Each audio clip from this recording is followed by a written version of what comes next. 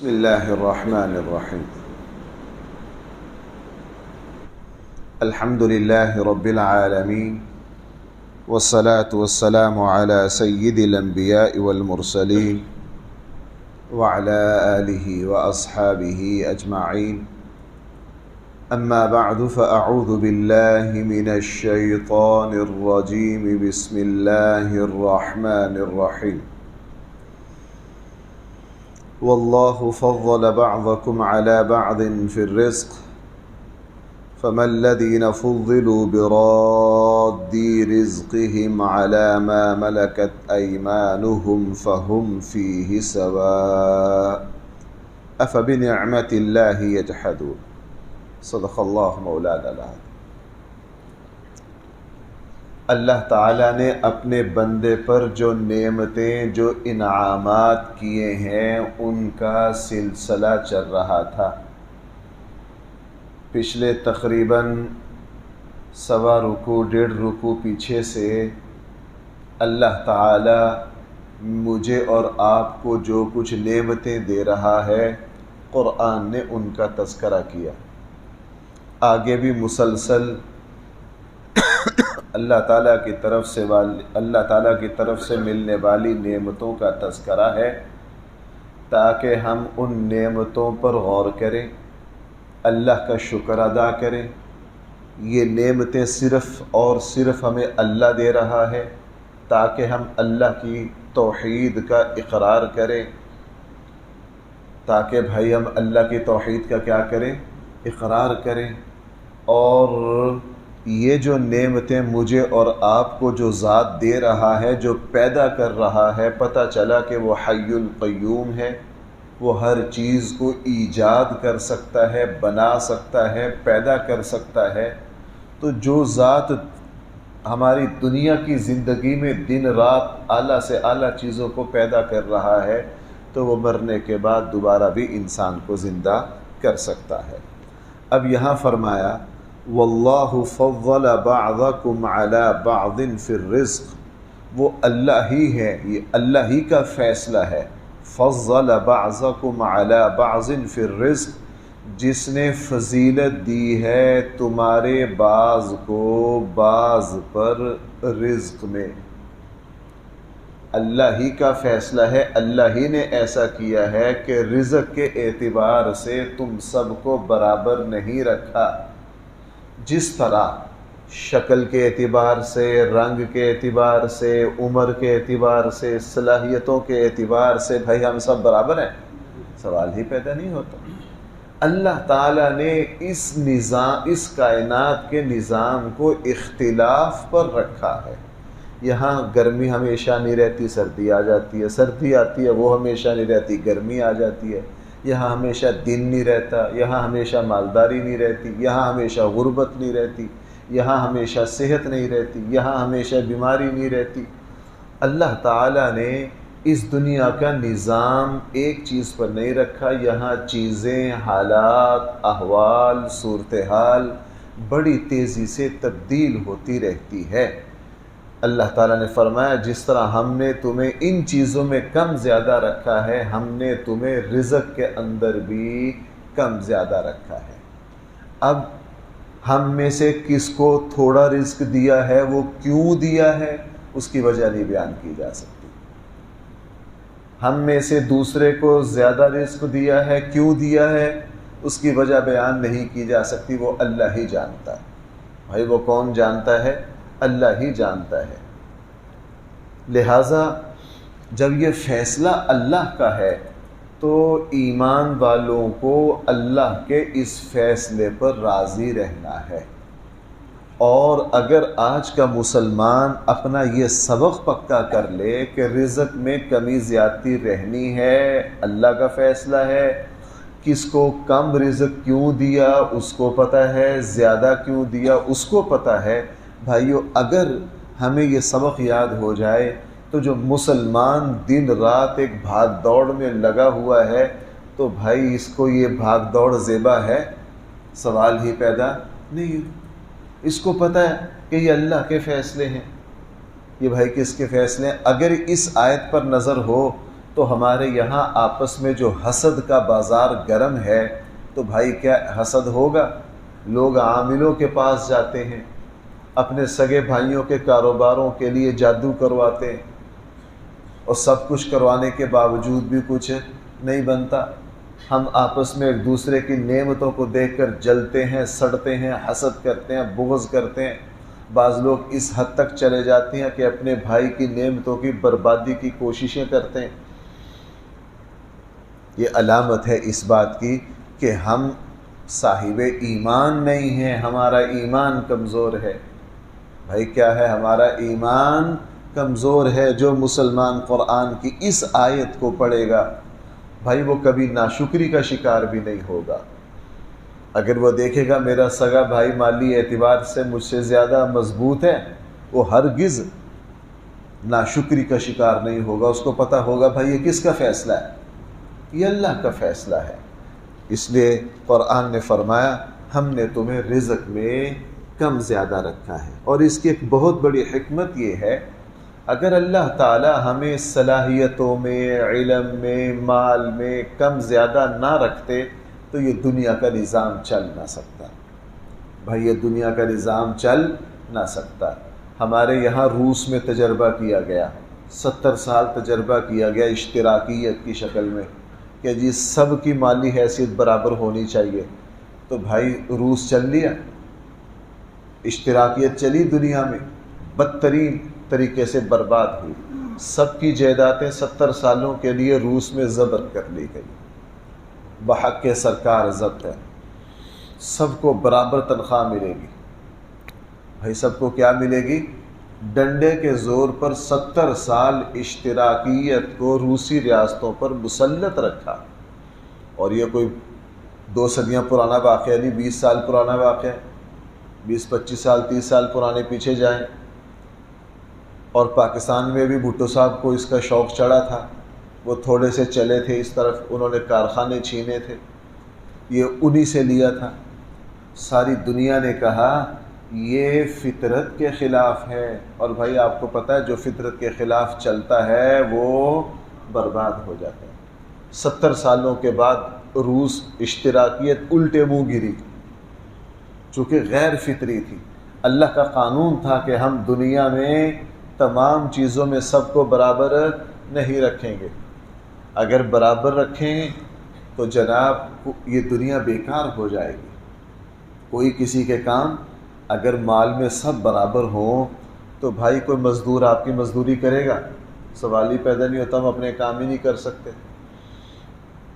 ہم اپنے اللہ تعالیٰ نے کم زیادہ رکھ کے ہمیں محتاجگیوں کے ذریعے، جیسے یہ عمارت بناتے ہیں نا ماہرین، اس میں سریا ڈالتے ہیں، ان کے جو بیم ہیں ان کو ایک دوسرے کے ساتھ باندھتے ہیں، مضبوط کرتے ہیں تاکہ عمارت یکساں ہو جائے۔ تو اللہ تعالیٰ نے یہاں کسی کو علم دیا ہے، مال میں کم رکھا تاکہ دوسرے اس کے علم کے محتاج رہیں۔ کسی کو اللہ نے مال زیادہ دے دیا، اس کو علم کم دیا تاکہ اس کے مال سے دوسروں کو فائدہ پہنچتا رہے۔ یہاں کوئی ڈاکٹر ہے، اللہ تعالیٰ نے اس کو جسمانی علم دیا ہے، دوسروں کو نہیں دیا تاکہ دوسرے اس کے ڈاکٹری سے فائدہ اٹھائیں۔ اسی طرح مرد اور عورت ہے، اللہ تعالیٰ نے دونوں کو ایک دوسرے کی طرف محتاج بنا دیا۔ اللہ تعالیٰ نے اولاد کو ماں باپ کا محتاج بنا دیا، پھر بڑھاپے میں ماں باپ اولاد کے محتاج ہو گئے۔ یہ جو محتاجگیاں ہیں، ایک دوسرے کی حاجت اور ضرورت ہے، بھائی یہ نظام اسی پر چل رہا ہے۔ جس دن یہ محتاجگیاں ختم ہو جاتی ہیں آپ کو پتہ ہے پھر زندگی کا ذائقہ خود بخود ختم ہو جاتا ہے۔ اس لیے فرمایا واللہ فضل بعضکم علی بعض فی الرزق، وہ اللہ ہے جس نے فضیلت دی بعضکم علی بعض فی الرزق، تمہارے بعض کو بعض میں رزق۔ اب اگلی بات قرآن نے خود بیان کر دی، فَمَا الَّذِينَ فُضِّلُوا بِرَادِّ رِزْقِهِمْ، وہ لوگ جن کو رزق میں فضیلت دی گئی، بِرَادِّ رِزْقِهِمْ عَلَى مَا مَلَكَتْ أَيْمَانُهُمْ، وہ اپنے غلاموں کو اپنے رزق میں سے کچھ بھی دینے کے لیے تیار نہیں ہیں، فَهُمْ فِيهِ سَوَاءٌ، کہ کبھی وہ ان کے برابر نہ آ جائے۔ بھائی ذرا سمجھنا، فرمایا ہم تمہیں مال دیا ہے، تم کبھی بھی اپنے نوکروں کو اپنے مال میں شریک نہیں کرتے کہ کبھی میرے نوکر میرے ہم پلہ اور برابر نہ ہو جائیں۔ بندہ جتنا مرضی دیندار ہو، اپنے نوکر اور ملازم اور اربوں کی ذہنیت کے اعتبار سے اپنے غلاموں کو کبھی بھی اپنے برابر آنے، ہم تو سگے بھائیوں کو اپنے برابر نہیں آنے دیتے، نوکروں کو کس نے آنے دینا؟ تو قرآن کریم نے ارشاد فرمایا تم اتنے حساس ہو، اپنے نوکر کو جو تمہارا ہم جنس ہے، تمہاری طرح کا انسان ہے، ہو سکتا ہے عملوں میں تم سے اچھا ہو، اخلاق میں تم سے اچھا ہو سکتا ہے انسانیت میں تم سے اعلیٰ ہو، تم اپنے نوکر کو اپنے ہم پلہ مال میں آنا برداشت نہیں کرتے ہو، تو تم کس طرح گوارا کر لیتے ہو کہ ان 2 نمبر خداؤں کو اس اللہ کے برابر بنا دیتے ہو جس کی شان نرالی ہے؟ یہ پتھر کے بتوں، ظالموں، توبہ نعوذ باللہ، توبہ نعوذ باللہ، دل کانپ جاتا ہے یہ بات کہتے ہوئے، لیکن سمجھانے کے لیے کہنی پڑتی ہے، یوں لگتا ہے جیسے دل زخمی ہو گیا۔ بے شرم و سانپ کی پوجا کر کے سانپ کو اللہ کے برابر جا کھڑا کیا، پیشاب پر گوبر کرنے والی گائے کو اللہ کے برابر جا کے کھڑا کر دیا۔ انسان نے اتنا ظلم کیا، کتے کی پوجا کر کے اس کو توبہ نعوذ باللہ، یہ تقابل کرتے ہوئے بھی بندے کا جسم کام جاتا ہے کہ ان کمینی اور ارذل کمینی ترین چیزوں کا تقابل ہم اپنے اللہ کے ساتھ کس طرح کریں؟ بھائی انسان نے سارا کچھ کیا کہ نہیں ہے؟ سارا کچھ کیا۔ ہماری طرح کے کمزور انسان اپنی زندگی میں ٹھوکریں کھاتے رہے، مرنے کے بعد ان کی قبروں پر مزار بنا کر وہ خود لوگوں سے بھیک مانگ کے اپنی ضروریات پوری کرتے رہے، اور ان کے مزارات بنا کر اب ماشاءاللہ مشکل کشائی ہو رہی ہے، ان سے رزق کی برکتیں مانگی جا رہی ہیں۔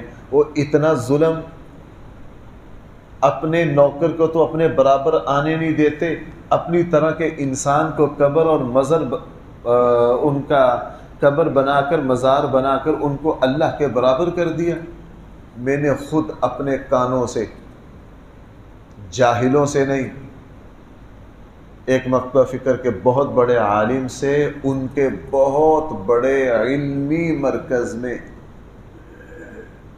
خود ان سے حضرت علی حجویری رحمہ اللہ کے بارے میں یہ تقریر سنی تھی۔ ایک پروگرام تھا، میں اس پروگرام میں شریک تھا کہ 1000 سال سے پورا لاہور ان کے ٹکڑوں پر پل رہا ہے، 1000 سال سے پورا لاہور ان کے ٹکڑوں پر پل رہا ہے۔ یہ جملہ میں نے خود سنا۔